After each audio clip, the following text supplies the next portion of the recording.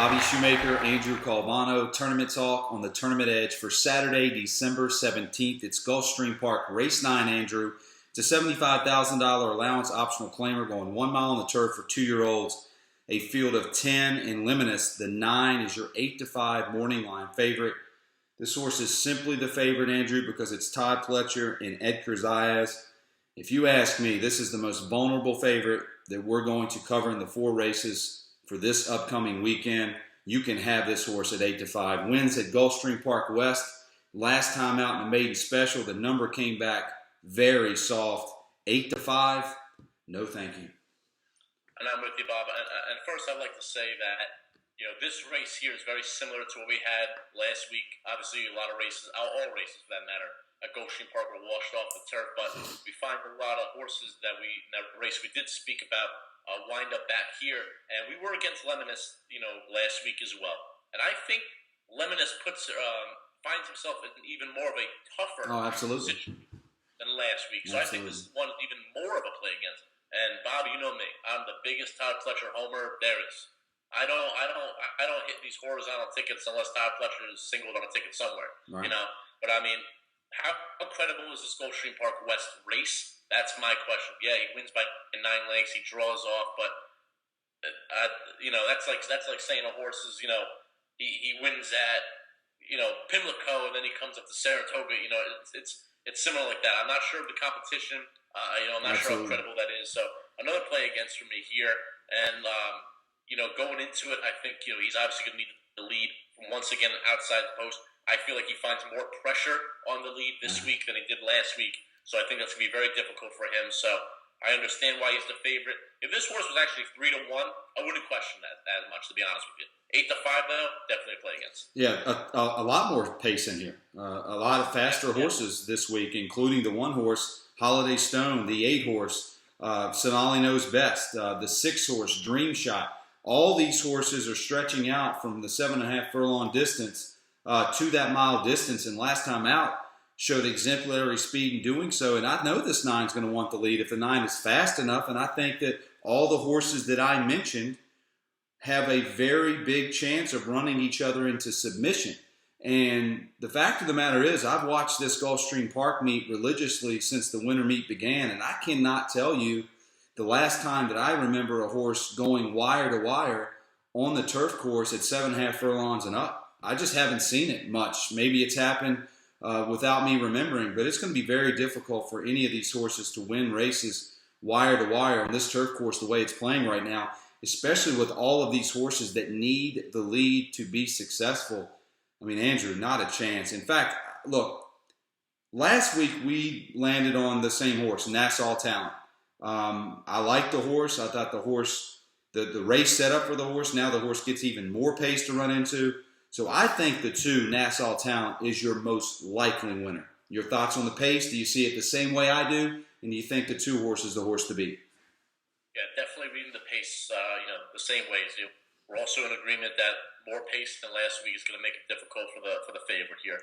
And, you bring up Nassau Talent again, and Bob, I got to be honest, I thought we would land on it again because I find a better reason to play him today than I did last week. So I'm going to roll with Nassau Town again, and just to recap, what we said last week. The first start with Joe Sharp does not really click too well. First off, loses the Oscar performance. We all know what this horse was going on to do. He's a Breeders' Cup competitor. Then he goes to Indiana Grand. We spoke about this last week as well. I can't say that Gulfstream Park's not credible and say that Indiana Grand is the most credible race course there is. I think what we saw to that race is what we talk about so much when you just send the best horse out to the lead. And he said, you play, come catch me if you can. I don't think this one necessarily needs the lead, and I think that was seen last time out at Keeneland. I also think he was pressured into those 4 races. 2 months, didn't really have a break. It's tough for a 2-year-old. So now he gets some time away. He's coming off the layoff here. He's going to have much, much more pace to run into. Joe Sharp starting off the meet hot. Mm-hmm. I get Luis Saez. I skipped over the October 2nd race, but a wash off the turf. Yeah. Didn't run well. Throw it out. I think this one's one of the most talented turf horses going into the 3-year-old campaign. I think this one's the one to keep an eye on here. So I'm going to roll again, try to get Nassau Town home at 6-1. Well, when I first looked at the race, when we decided this is one that we were going to cover, I thought obviously I was going to land on the same horse again this week. And then, Andrew, I found the 10 horse, Aves Mesa. A horse that's shipping from Woodbine, 56 days off the layoff at 10-1 morning line for Josie Carroll and your boy Joe Bravo.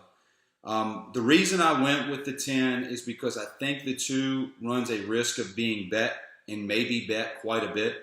And I just think this 10 has more upside than any horse in this field. And here's my reasoning. From a class standpoint, there's no question that this 10 horse was thrown into very deep waters, second career start in a $250,000 stakes race at Woodbine, in which he ran admirably. He got a 99 time form U.S. speed figure. He's only beaten 3 1/4 lengths that day. First time stretching out, first time going 2 turns against stakes races after this horse was a very impressive winner going 6.5 furlongs at Woodbine in his first career start in a main special weight race. You know as well as I do, if it's not Todd Pletcher at Gulfstream sprinting on the dirt, it is difficult to win in your first asking. This horse did that. And then very respectable connections decided they like this horse so much, they're going to put this horse in a stakes race first time out, and at 22-1, again, only beat a little over 3 lengths. Now this horse gets a ton of pace to run into, and this horse is going to be double-digit odds. Look, I'm not a big fan of Joe Bravo either, but he does win some races. And I don't like the post draw necessarily, but at least if you're going to be from the 10 hole, do it from a closing standpoint. And we both agreed that this horse has a ton of pace to run into. I don't think there's any question. Look, no offense to the 2, but you're going to ask me to choose between a $32,000 maiden special weight at Indiana Grange, which I said last week was an impressive victory, or a $55,000 maiden special weight at Woodbine. I'm taking the Woodbine race every day of the week. There's talent here, Andrew. The only way I think this horse loses is because of the post draw and or a bad ride. There's a lot of talent here, Andrew, and that's why I'm going with the 10 horse. I thought so too. I actually like the damn side pedigree of this one, but I just can't trust this horse for reasons I stated earlier.